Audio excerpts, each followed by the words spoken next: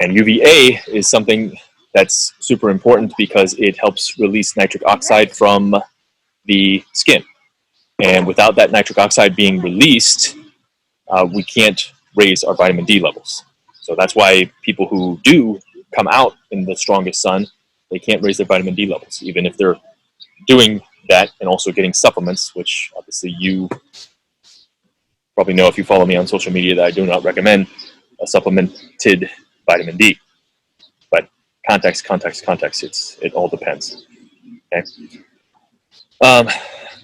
So all melanoma cases and cancers in general are associated with a low vitamin D level.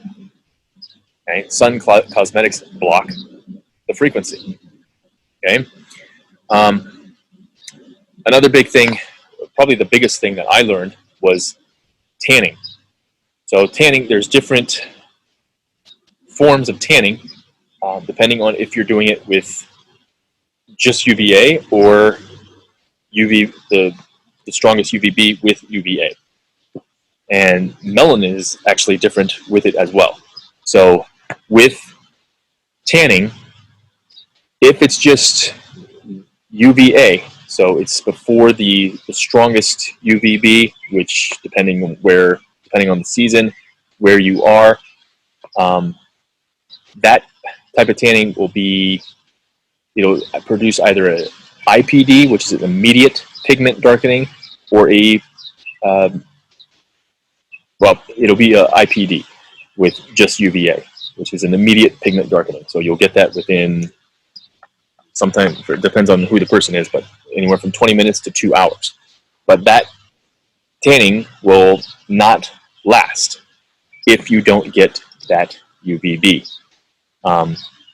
because the melanin production is different from UVA and UVB.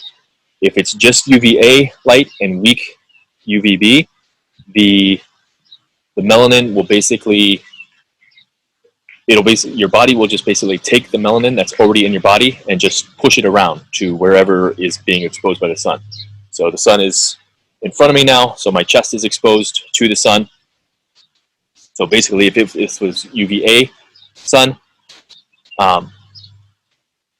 my chest and front would be getting the brunt of it. So I would be taking melanin from the rest of my body, my back and legs and back of my legs, and it would push it towards the front. And basically that's how the melanin will be disturbed or distributed.